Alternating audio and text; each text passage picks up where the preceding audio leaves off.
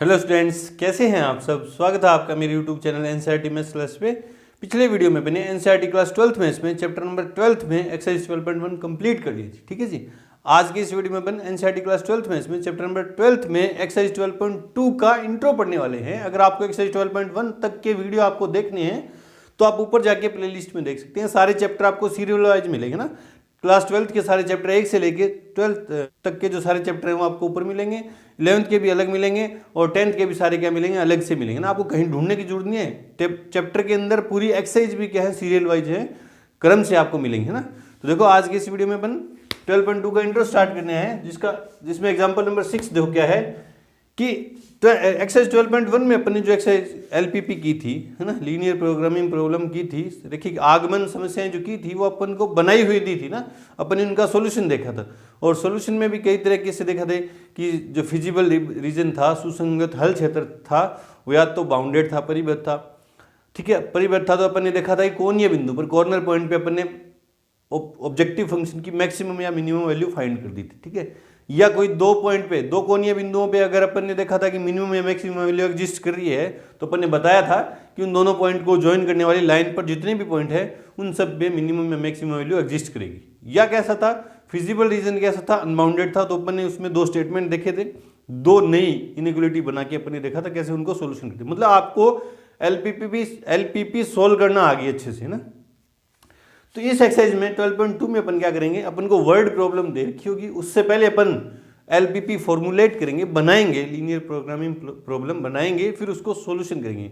तो मैं क्या करूंगा इसमें, इस एक्सरसाइज में, इस एग्जांपल्स में और एक्सरसाइज में मैं क्या करूंगा, आगे जितने भी क्वेश्चन है मैं आपको एलपीपी बना के दे दूंगा। सोल्व करनी आपको आती है, आपने अच्छे से प्रैक्टिस 12.1 के अंदर कर ली है। ठीक है जी।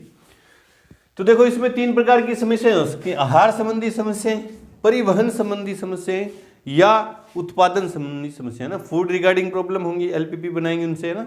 या ट्रांसपोर्टेशन रिगार्डिंग होंगी, या क्या होगी, मैन्युफैक्चरिंग रिगार्डिंग, है ना। जो ये अपना एग्जांपल नंबर 6 है, ये आहार संबंधी समस्या है ना। मतलब किसी फूड में दो विटामिन ए या कैल्शियम है, अपन को चाहिए ना, वो कैसे किस तरह से अपन इनको देखते हैं ना। देखो कैसे। तो मैं आपको एक सलाह देना चाहूंगा कि क्वेश्चन को आराम से पढ़े ना, जो डेटा गिवन है उसको डिकोड करें अच्छे से।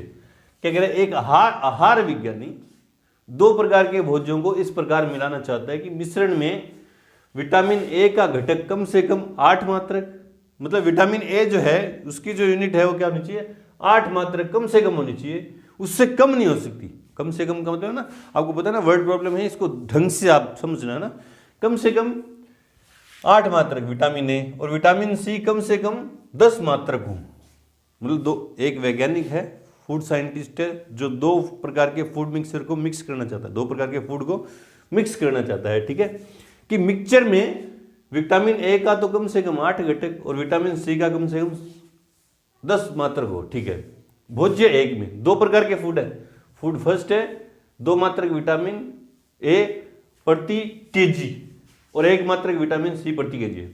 दो फूड हैं, उनमें फर्स्ट फूड में 2 मात्रक विटामिन ए प्रति केजी है। और चलो इसको देते हैं ना, इस डेटा से अपन एक टेबल बनाते हैं आंसर में। टेबल में क्या है, फूड भोज्य फर्स्ट और भोज्य फूड सेकंड। ठीक है, और इधर क्या है, विटामिन ए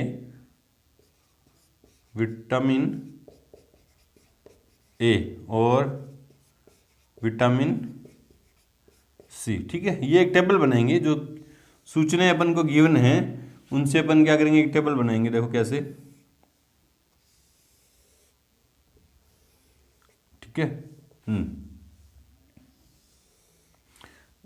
डेटा गिवन है उससे अपन को एक टेबल बनानी ना। तो वापस देखते हैं कि भोज्य फर्स्ट में 2 मात्रक विटामिन ए प्रति केजी, 2 मात्रक विटामिन ए फूड फर्स्ट में 2 मात्रक 2 यूनिट पर केजी। ठीक है, विटामिन ए है और 1 मात्रक क्या है, 1 यूनिट क्या है पर केजी विटामिन सी है। ठीक है, और भोज्य सेकंड में 1 मात्रक विटामिन ए, भोज्य सेकंड में 1 मात्रक 1 यूनिट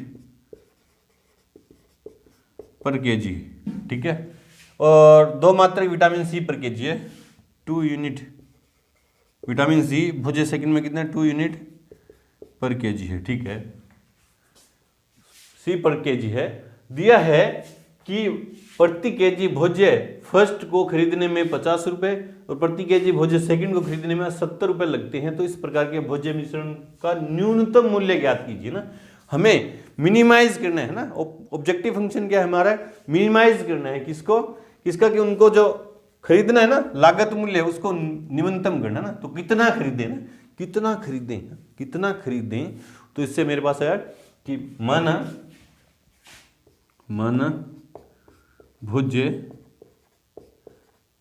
फर्स्ट की x केजी व भोज्य सेकंड की y केजी मात्रा खरीदी, ठीक है। तो लागत क्या होनी चाहिए, कम से कम होनी चाहिए। देयरफॉर मिनिमम z है ना इक्वल्स टू क्या है, मिनिमम z इक्वल्स टू क्या है, भोज्य x की x केजी मात्रा खरीदी और एक खरीदने में, भोज्य फर्स्ट को खरीदने में 50 रुपए प्रति केजी है। तो भोज्य फर्स्ट पर जो लागत आई वो कितनी है, 50x प्लस भोज्य सेकंड को खरीदने में 70 रुपए लगते हैं पर केजी। तो और मात्रा कितनी है उसकी, y केजी है, तो कितने हो जाएंगे 70y। ये कौन सा है, लागत मूल्य, और इसको क्या करना, मुझे मिनिमम करना है ना।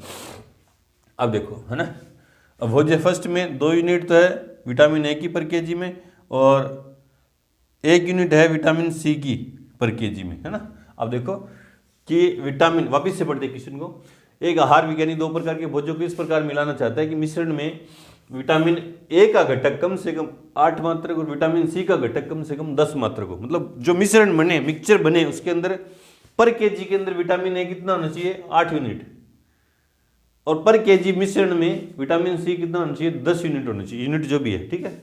भोज्य 1 में 2 मात्रक विटामिन ए और 1 मात्रक विटामिन सी प्रति केजी है, जबकि भोज्य सेकंड में 1 मात्रक विटामिन ए और 2 मात्रक विटामिन सी प्रति केजी है। दिया है कि प्रति केजी भोज्य फर्स्ट को खरीदने में 50 रुपए और प्रति केजी भोज्य सेकंड को खरीदने में 70 रुपए लगते हैं। तो इस प्रकार के भोज्य मिश्रण का न्यूनतम मूल्य ज्ञात कीजिए। इससे हमें मिनिमम करना है ना, किसको, लागत मूल्य को मिनिमम करना है, ठीक है, मिनिमाइज करना है। अब चूंकि लिखते हैं विटामिन ए की कम से कम कितनी मात्रा चाहिए, विटामिन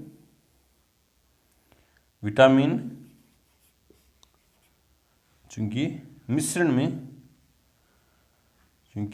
में विटामिन ए 8 मात्रक, विटामिन ए कम से कम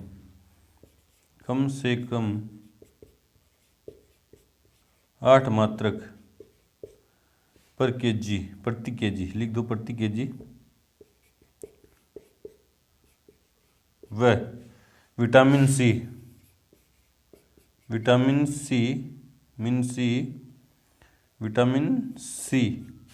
10 मात्रक, 10 मात्रक क्या, 10 मात्रक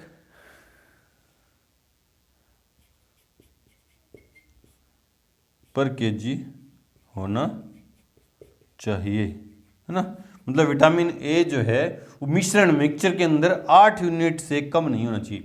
तो देखो विटामिन भोज्य फर्स्ट में 2 यूनिट पर केजी है विटामिन ए और उसकी कितनी मात्रा खरीदी अपने x केजी, तो कितने केजी होगी वो 2x, है ना। भोज्य फर्स्ट में 2x यूनिट पर केजी होगी मिश्रण के अंदर, है ना, प्लस 1y या y, 1y लिखो या y, वो कम से कम कितनी होनी चाहिए, 8 यूनिट होनी चाहिए। विटामिन ए की कम से कम कितनी यूनिट होनी चाहिए, 8 यूनिट। तो 2x भोज्य फर्स्ट से तो आ जाएगी 2x यूनिट और भोज्य सेकंड से आएगी y यूनिट। वो कम से कम 8 से कम नहीं, 8 से ज़्यादा हो सकती, तो greater than equals to 8, number first.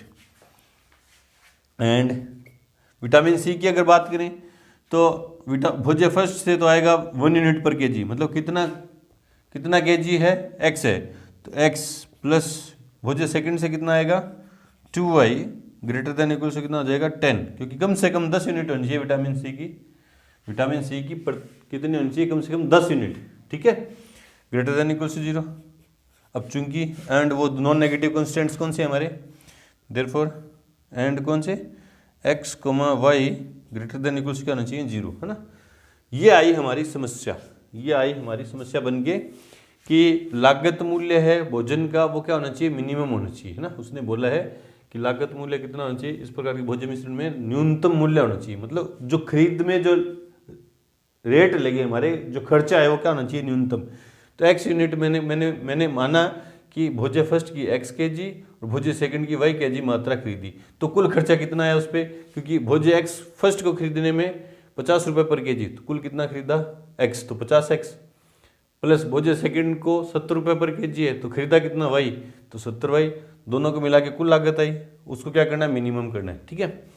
फिर अपन ने टेबल में देखा कि विटामिन ए कम से कम कितना होना चाहिए, 8 यूनिट होना चाहिए, तो भोज्य फर्स्ट में तो आएगा 2x यूनिट और भोज्य सेकंड से आएगा y यूनिट, दोनों मिला के 8 यूनिट से कम नहीं होनी चाहिए पर kg में, है ना। 8 यूनिट पर kg की बात चलिए, 2x यूनिट पर kg प्लस y यूनिट पर kg, जो कम से कम कितनी होनी चाहिए, उस 8 यूनिट पर kg से कम नहीं होनी चाहिए, उससे ज़्यादा हो सकती हैं। इसी तरह ये अब ये हमारा क्या बन गया, हमारी LPP बन के तैयार होगी ना। ये ऑब्जेक्टिव फंक्शन है जिसको मेरे को मिनिमाइज करना है, और ये क्या है, 2 कंस्टेंट्स है ना, और ये 2 क्या है, नॉन नेगेटिव कंस्टेंट्स है।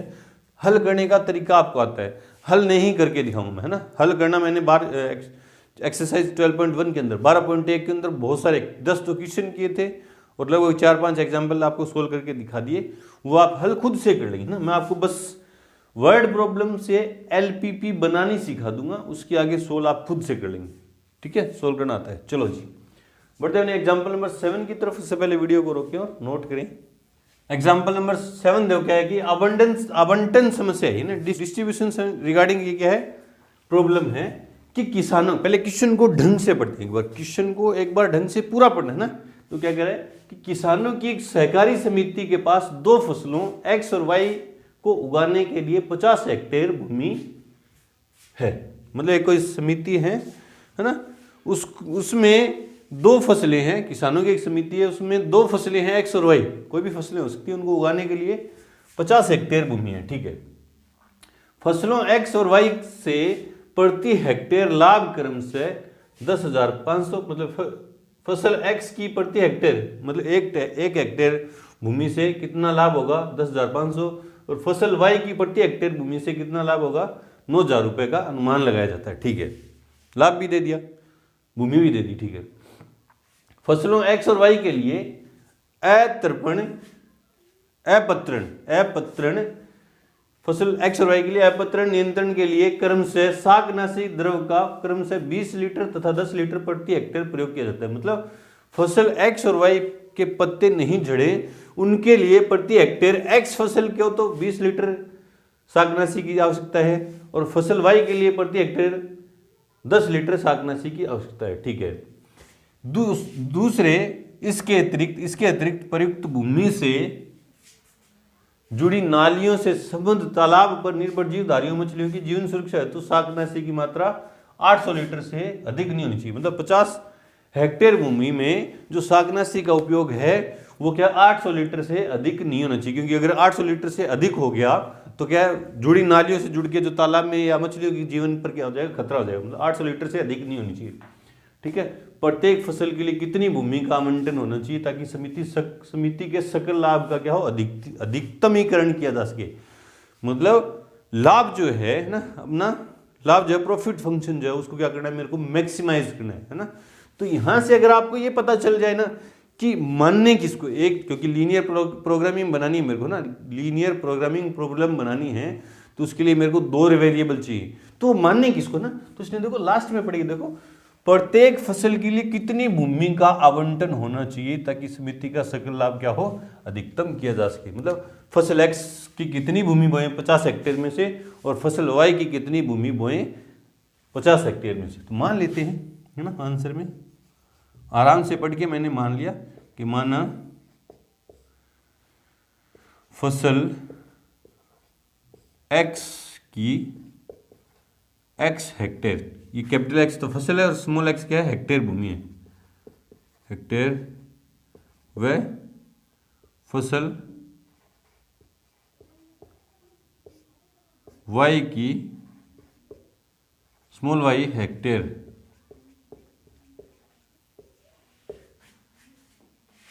भूमि बोई जाए या आवंटित की जाए, आवंटित की जाए। मैंने मान लिया कि जो टोटल 50 हेक्टेयर थे उनमें से फसल एक्स की, तो एक्स हेक्टेयर 50 हेक्टेयर में से एक्स हेक्टेयर पे तो क्या बो दे अपन, फसल एक्स बो दे, और वाई हेक्टेयर पर क्या बो दे, फसल वाई बो दे ना। तो देखो हाँ, फिर टेबल बनाए तो देखो क्या होगी, फसल एक्स और वाई, और इधर क्या है, या फसल एक्स और फसल वाई है ना, और इधर क्या है, भूमि, और इधर क्या हो जाए इसकी क्या हो जाए, शाकनाशी,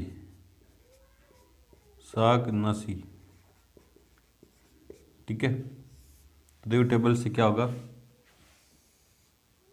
भूमि हेक्टेयर में, किसमें, हेक्टेयर में।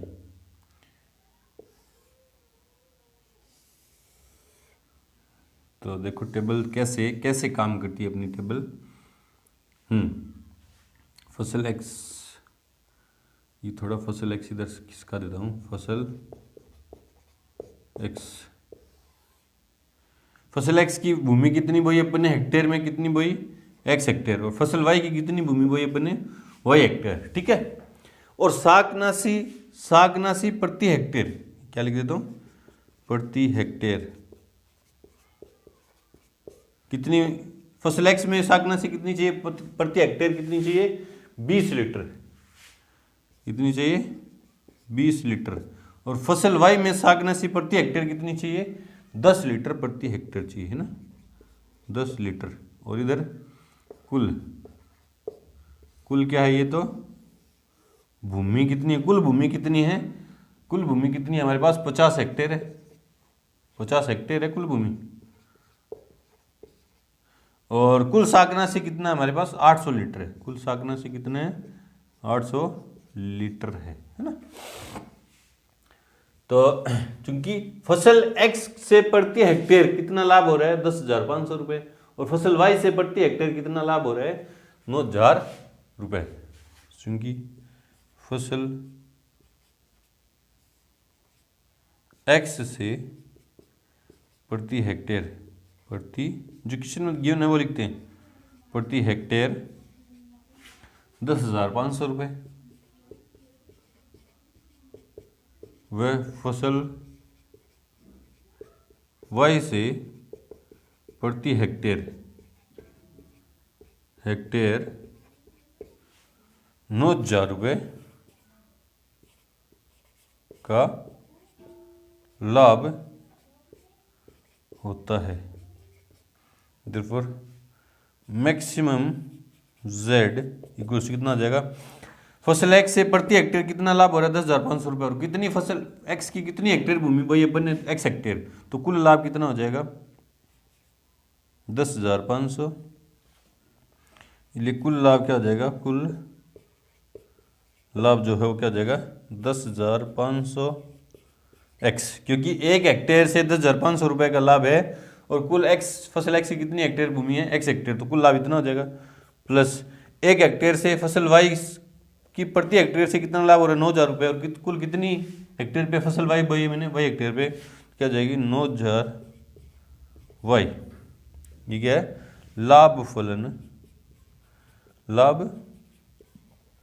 फलन, जिसको क्या करना है, मेरे को मैक्सिमाइज करना है, इसको मैक्सिमम करना है लाभ को ना। अब कंस्ट्रेंट्स क्या है, चूंकि कुल भूमि मेरे पास कितनी है, 50 हेक्टेयर है, चूंकि कुल भूमि 50 हेक्टेयर है, therefore एक्स, फसल एक्स की तो एक्स हेक्टेयर प्लस फसल वाई की वाई हेक्टेयर, दोनों मिला के 50 से ज़्यादा नहीं हो सकती, 50 या 50 से कम हो सकती है। तो ये कंस्टेंट आ गया मेरे पास फर्स्ट, है ना, क्योंकि कुल भूमि कितनी है, 50 हेक्टेयर है मेरे पास, तो x plus y, hectare x hectare और y हेक्टेयर मिला के 50 से ज्यादा तो नहीं हो सकते ना, 50 से कम या 50 ही होंगे, ठीक है। वह कुल शाकनाशी कितना है मेरे पास, 800 लीटर है, 800 लीटर है ना, ठीक है। अब देखो शाकनाशी प्रति हेक्टेयर फसल x के लिए कितनी चाहिए, 20 लीटर, और फसल x की कितनी हेक्टेयर भूमि बोई मैंने, x हेक्टेयर भूमि बोई, तो फसल x के लिए शाकनाशी कितनी चाहिए, 20 लीटर तो पर हेक्टेयर चाहिए, और कुल हेक्टेयर कितने, x हेक्टेयर है, तो क्या हो जाएंगे 20x प्लस फसल y के लिए प्रति हेक्टेयर 10 लीटर चाहिए, और फसल y की कुल हेक्टेयर कितनी भूमि है, y हेक्टेयर, तो फसल y के लिए कितनी शाकनाशी चाहिए मेरे को, 10y less than equal to कितनी होगी, 800, है ना। और देखो ये इनइक्वलिटी, ये भी कंस्टेंट, इससे सोल्व करेंगे तो आसान है, कर दोगे आप, आसान नहीं कर दोगे, लेकिन पूरी इक्वेशन में पूरी इनइक्वलिटी कोई एक नंबर से डिविजिबल हो तो डिवाइड कर देते हैं, और ये 10 से डिविजिबल है तो क्या जाएगी 2x plus y less than equals to 80। अब इसको सोल्व करना थोड़ा क्या हो जाएगा, आसान हो जाएगा, है ना, क्योंकि भूमि ऋणात्मक नहीं हो सकती, इसलिए x greater than equals to 0, y greater than equals to 0। ये हमारे आगे नॉन नेगेटिव कंस्टेंट्स है ना, मतलब मेरा ऑब्जेक्टिव फंक्शन क्या आया, ये रहा, इसको मेरे को क्या करना है, मैक्सिमाइज करना है, ये जो लाभ फलन है, प्रॉफिट फंक्शन है, उसको मैक्सिमाइज करना है। और दो कंस्टेंट्स कौन से हैं, ये रहे, this and this, inequality this first और सेकंड। आगे आपको करना आता है, आगे वही तरीका है, बाय इनइक्वलिटी फर्स्ट, इसको इक्वेशन में चेंज करेंगे, 2 पॉइंट निकालेंगे, ग्राफ ड्रॉ करेंगे, इससे भी इसका फिर फिजिबल, इससे जो हाफ प्लेन आएगा, इनइक्वलिटी फर्स्ट से जो half plane solution half plane आएगा उसको देखेंगे, फिर इनइक्वलिटी सेकंड को इक्वेशन में चेंज करेंगे, इससे 2 पॉइंट बनाएंगे, निकालेंगे, उसकी लाइन खींचेंगे, फिर इसका क्या देखेंगे, सॉल्यूशन प्लेन देखेंगे, ठीक है। फिर इन दोनों का कॉमन एरिया देखेंगे, जो कॉमन एरिया वो क्या होगा, फिजिबल रीजन हो, वो या तो बाउंडेड होगा या क्या होगा, अनबाउंडेड होगा। बाउंडेड है तो कॉर्नर पॉइंट पे अपन जाके चेक कर लेंगे, कौन से कॉर्नर पॉइंट पे इस फंक्शन, जो ऑब्जेक्टिव फंक्शन है उसकी वैल्यू क्या है, मैक्सिमम है, जिस भी कॉर्नर पॉइंट पे हो, है ना, जिस भी कॉर्नर पॉइंट पे हो, जैसे मान लो किसी कॉर्नर पॉइंट पे एक्स की वैल्यू मान ले रहे हैं 10,20 है ना, और जेड मैक्स, जेड हमारा कितना भी आए, है ना, उससे मतलब नहीं कितना भी आए, तो फिर जहाँ ये ए के अंदर जो है ना, ये क्या वेरिएबल है या कोऑर्डिनेट है, एक्स कोऑर्डिनेट किसको माना था मैंने, फसल एक्स की हेक्टेयर, तो मतलब दोनों मिला के मान लो 40 है ना, दोनों का सम तो आएगा कितना आएगा, 50 आएगा, कितना आएगा, 50 आएगा, तो मतलब जो x की वैल्यू आएगी वो तो क्या होगा, फसल x की कितनी हेक्टेयर बनी है, मतलब 10 हेक्टेयर, और y की कितनी हेक्टेयर बनी है, जस्ट एग्जांपल ये मैंने तो 40 हेक्टेयर है ना। वो इस तरह से देखेंगे, लास्ट में लिखना कि अधिकतम लाभ बराबर कितना होगा, जो भी आए, फसल x के लिए 10 हेक्टेयर और फसल y के लिए 40 हेक्टेयर भूमि आवंटित की जाए तो प्राप्त होगा ना, इस तरह से लिखिएगा। चलिए सोल्व करना आपको आता है, मैं आगे सोल्व नहीं करके दिखाऊंगा, क्योंकि देखो जगह बोर्ड पे सारी जगह तो इस क्वेश्चन ने और इन्होंने जो अपन ने एलपीपी बनाई, फॉर्मुलेट की, उसी ने रोक ली। अब आगे मैं शो दिखाऊंगा, सोल्व करके दिखाऊंगा, तो यहाँ से हटाना पड़ेगा, तो फील नहीं आएगा ना, फील नहीं आएगा, आपके याद रहेगा नहीं। डिजिटल बोर्ड हूँ तो यूँ खिसका के कर दें, लेकिन वो करेंगे जब सब्सक्राइबर बढ़ेंगे, कमाई होगी तो डिजिटल बोर्ड भी लेके आएंगे। इसलिए आप चैनल को ज़्यादा से ज़्यादा लाइक, शेयर और सब्सक्राइब करें, जिससे क्या हो, आपके लिए जल्दी से जल्दी डिजिटल बोर्ड की व्यवस्था की जाए। चलो जी, बढ़ते हैं अपने एग्जाम्पल नंबर 8 की तरफ। से पहले वीडियो को रोकिए और नोट करें। तो एग्जाम्पल नंबर 8 देखो, क्या क्या उत्पादन संबंधी समस्या है ना, मैन्युफैक्चरिंग रिगार्डिंग प्रॉब्लम है ये, है ना। इससे अपन क्या बनाएंगे, पहले एलपीपी बनाएंगे, लीनियर प्रोग्रामिंग प्रॉब्लम फॉर्मुलेट करेंगे, फिर उसका सॉल्यूशन ग्राफिकली फाइंड करेंगे। जो आपको सॉल्यूशन करना तो आपको आता है, सोल्व करना तो एलपीपी को सोल्व करना तो आपको आता है। 12.1 के अंदर आपने सीख लिया था और एग्जाम्पल किए थे बहुत सारे। मैं आपको एलपीपी बनाने का तरीका या आपकी सोच कैसे, वैसे तो कोई बेसिक तरीका नहीं कि मैंने आपको बता दिया कि हाँ ये फॉर्मूला लगाओ और कर दो ना, क्योंकि ये वर्ड प्रॉब्लम है, अलग अलग क्वेश्चन में अलग अलग वर्ड प्रॉब्लम होगी, तो क्वेश्चन के अकॉर्डिंग अपन को सोचना पड़ेगा। तो देखो क्या है, पहले क्वेश्चन को आराम से पढ़ते हैं। एक निर्माणकर्ता कंपनी एक उत्पाद के 2 नमूने ए और बी बनाती है ना। मान लो कोई भी उत्पाद बना रही है, कोई मान लो टेबल बना रही है, टेबल 2 तरह की टेबल बना रही है, ए टेबल और बी टेबल, ठीक है, मैन्युफैक्चरिंग कंपनी है, ठीक है। नमूना ए के प्रत्येक नग बनाने के लिए 9 श्रम घंटे और 1 घंटा पॉलिश करने के लिए लगता है। नमूना मतलब टेबल ए जो बनाया है ना, जो भी, उसको बनाने में कितने घंटे लगते हैं? 9 घंटे। और उस पर पॉलिश करने के कितने घंटे लगते हैं? 1 घंटे। मतलब टेबल ए को कुल मिला के 10 घंटे लगते हैं तैयार होने में, ठीक है।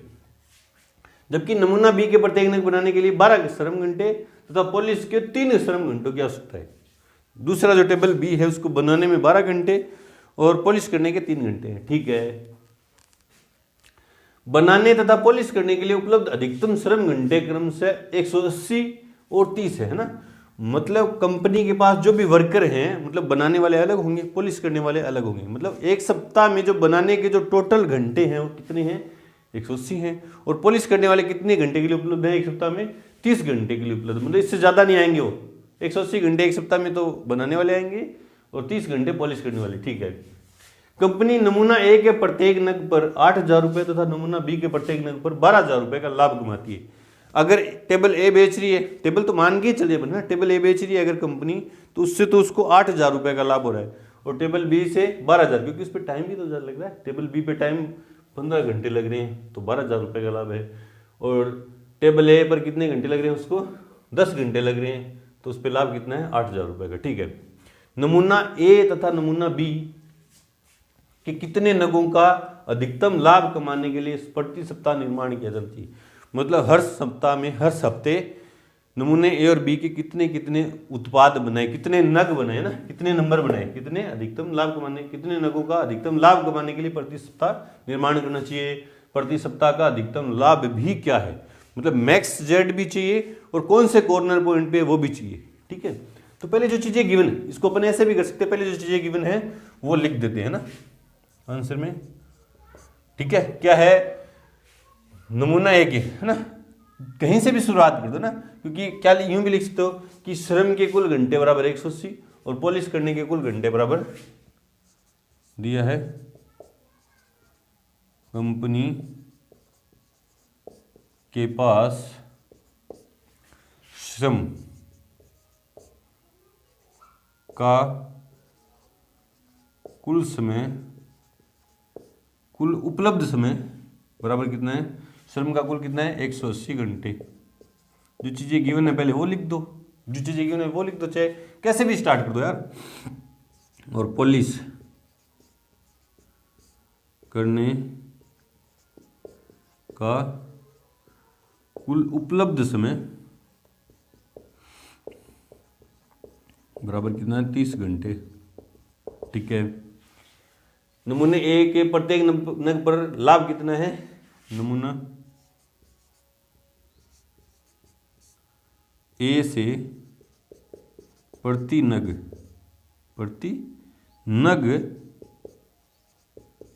लाभ बराबर कितना है? 8,000 रुपये, 8,000 रुपये। एंड नमूना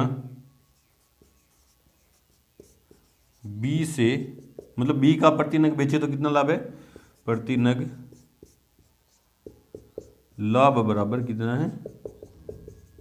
12,000 रुपये, ठीक है। मतलब नमूना है ना, नमूने ए का एक नग बेचेगा तो 8,000 रुपये का लाभ है, और बी बेचेगा तो एक नग बेचेगा तो 12,000 रुपये का लाभ कमाती है, ठीक है। ठीक है, मान लिया है ना। फिर टेबल भी बनाएंगे है ना। तो क्या कह रहा है? नमूना ए तथा बी कि कितने नगों का अधिकतम लाभ कमाने के लिए उत्पादन किया जाना चाहिए। तो मान लेते हैं नमूना ए के x नग व नमूना बी के y नग अधिकतम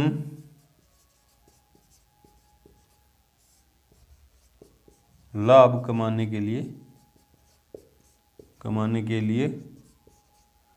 उत्पादन किया जाना चाहिए, ठीक है। तो अब टेबल बनाते हैं ना। एक तो है अपने पास दो चीजें, डेटा है, डेटा से पता चलेगा कि कंस्टेंट्स 2 बनेंगे 3 बनेंगे ना। अब अपने को पता चल गया कि यार श्रम के कुल घंटे तो कितने 180 हैं और पॉलिश करने के कुल घंटे कितने हैं 30 हैं, उससे ज़्यादा नहीं है ना। और 2 नमूने हैं, एक नमूना ए है और एक नमूना बी है ना। तो लिमिट किस पे है, श्रम के घंटे पर है और पॉलिश करने के घंटे पर, उनको इस तरफ लिखेंगे ना। तो देखो टेबल बनाएंगे, देखो कैसे, इस तरफ क्या है, श्रम के घंटे, श्रम के घंटे प्रति नग, प्रति नग, और पॉलिश के घंटे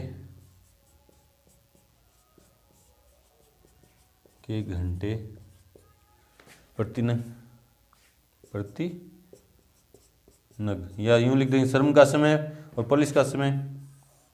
नमूना ए और नमूना बी, और आगे क्या लिख देंगे, कुल उपलब्ध है ना,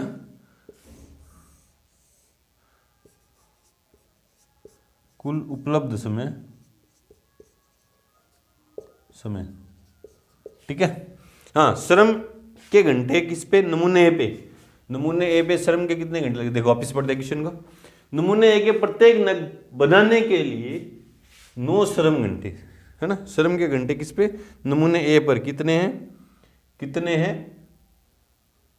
9, और पॉलिश के घंटे कितने हैं, 1, नमूने ए पर 1 घंटा, ठीक है, के लिए लगता है। जबकि नमूना बी के प्रत्येक नग बनाने के लिए 12 श्रम घंटे, नमूने बी के लिए श्रम के घंटे कितने हैं, 12, ठीक है, और पॉलिश करने के कितने घंटे, 3 घंटे लगते हैं प्रति नग, है ना, प्रति नग है, ठीक है। और श्रम के कुल घंटे कितने अपने, कुल घंटे कितने हैं, श्रम के कुल घंटे कितने हैं, श्रम के कुल घंटे कितने, 180 घंटे, और पॉलिश करने के कुल कितने घंटे हैं, 30 घंटे, ठीक है, पॉलिश करने के 30 घंटे। चलो जी, मतलब प्रति नग है ना, एक नग पे 9 घंटे लग रहे हैं, और मैं कितने नग बना रहा हूँ, नमूने ए के कितने नग है, ये रहे नमूने, माना नमूने ए के x नग है, एक नग पर 9 घंटे लगते हैं, तो x नग पर कितने घंटे लगेंगे, 9x घंटे, है ना। चलो पता चल गया, चलो देखते हैं। चूंकि कुल लाभ, जिसको लिखते हैं z से, है ना, कुल लाभ z, और जिसको क्या करना है, मैक्स बराबर कितना हो जाएगा, मैक्स z कितना हो जाएगा, वो तो लिख दिया ना, लिख दिया यहाँ पे पॉलिश करने घंटे, और वो नहीं लिखे ना, यहाँ लिख देना, ये बीच में लिख देना कि ए के प्रत्येक नग पर लाभ 8,000 रुपये, ये रहा, लिख देना, नमूना ए के प्रति नग लाभ बराबर 8,000 रुपये। एक नग से नमूना ए के, एक नग से 8,000 रुपये मिल रहे हैं, और नमूना ए के कितने नग बना रहे हैं, अपन x नग बना रहे हैं, तो नमूना ए से लाभ कितना हुआ, 8,000x, प्लस नमूने बी के प्रति नग से लाभ कितना है, 12,000 रुपये, और नमूने बी के कितने नग बना रहे हैं, अपन y नग बना रहे हैं, तो कितना हो जाएगा, 12,000 y, दोनों को मिला के तो होगा कुल लाभ, और उसको क्या करना है, मेरे को मैक्सिमाइज करना है ना, लिख दो। तथा व्यवरोध, अवरोध लिख दो, अवरोध तथा अवरोध कंस्ट्रेंट्स क्या हैं, कि नमूना ए पर श्रम के कितने घंटे लग रहे हैं, प्रति नग कितने घंटे लग रहे हैं, 9 घंटे, और नमूना ए के कितने नग हैं अपने पास, x, तो 9x, ठीक है, और नमूना बी के कितने नग हैं, y, और पर एक नग पर कितने घंटे लग रहे हैं, बी श्रम के घंटे जो है नमूना ए के एक नग पर कितने लग रहे हैं, 9 घंटे, और ए के नग कितने x है, तो 9x हो जाएगा ना, कुल समय, श्रम की कुल समय कितना हो गया, ए नमूने के लिए 9x समय, और नमूने बी के लिए कितना समय हो गया, 12y plus 12y less than equals to कितना होगा, 180 घंटे, है ना, श्रम समय का अवरोध, श्रम समय अवरोध है ये, ठीक है। देखो ना, बी नमूना ए के x नग हैं, और एक नग पर कितना समय लग रहा है बनाने में, 9 घंटे, तो कुल समय नमूने पर कितना लगा, 9x। देखो ना, मान लो नमूना ए के 5 नग है, और एक नग पे 9 घंटे लग रहे हैं, तो कुल समय कितना लगे, 45 घंटे तो लगे। उसी तरह नमूना ए के x नग हैं, एक नग पे 9 घंटे लग रहे हैं, तो कुल समय x, नमूने ए पर कितना लगा, 9x, और नमूने बी पर कितना लगा, 12y, टोटल मिला के समय कितना है मेरे पास 180 घंटे। एंड नमूने ए के एक नग पर पॉलिश का समय कितना 1 घंटा, और नमूने ए के नग कितने हैं x, तो x प्लस 3y, या इसको देखो पहले इसको अपन थोड़ा सा इसको सिंप्लीफाई कर सकते हैं ना।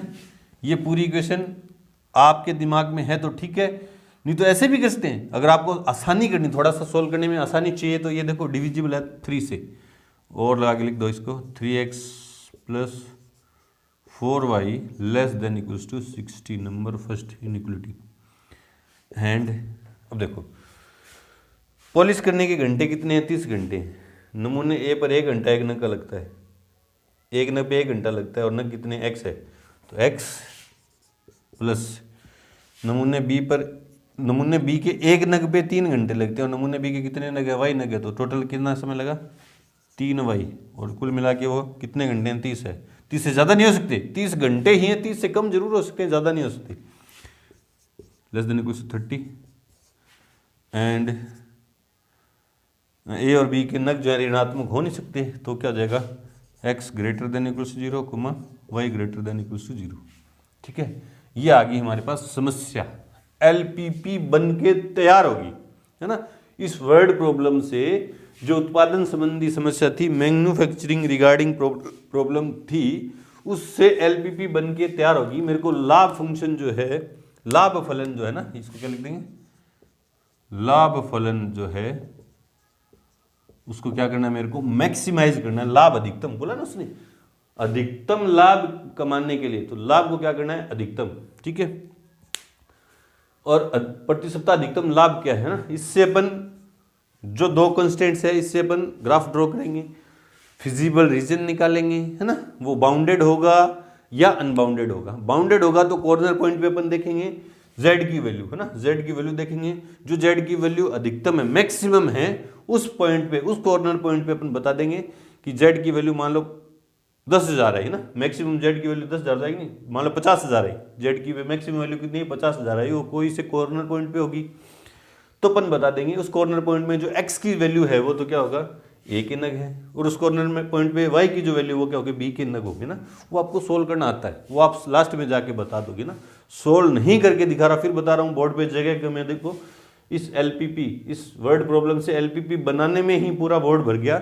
तो इसको अगर सोल्व करूंगा तो एक और बोर्ड चाहिए, वो है नहीं अपने पास, जगह नहीं है, जगह की थोड़ी शॉर्टेज है। अगर यहाँ से हटाऊंगा तो फील नहीं आएगा आपको ना, फील नहीं आएगा। मैं बोलूँगा कॉपी में देखो, फील नहीं, आपको सोल्व करना आता है। आपने 12.1 पूरी एक्सरसाइज सोल्व की है बहुत अच्छे से, सारे कॉन्सेप्ट आपने क्लियर कर ले। अनबाउंडेड है तो कैसे करते हैं, बाउंडेड है तो कैसे करते हैं, 2 पॉइंट पे मैक्सिमम या मिनिमम है तो कैसे करते हैं, वो सब आपने देख लिया था ना। तो सोल्व आप कर लेंगे। मैं उम्मीद करता हूँ कि आपको LPP सोल्व करना आती है। मैं जस्ट आपको बनाने की थोड़ी थिंकिंग बता दूंगा। बेसिकली कोई तरीका नहीं है ना कि पहले आप ये करो कुछ करो ना, बस तरीका समझना हमको कि किस तरह से क्वेश्चन को अटेम्प्ट करेंगे, है ना। इस तरह से LPP बनेगी और उसको सोल्व कर लेंगे। तो सोल्व आप खुद करेंगे। तो यहाँ पे आके हमारी एक्सरसाइज 12.2 का इंट्रो कंप्लीट हुआ। मिलते हैं अपनी एक्सरसाइज 12.2 के साथ, तब तक के लिए गुड लक, थैंक यू।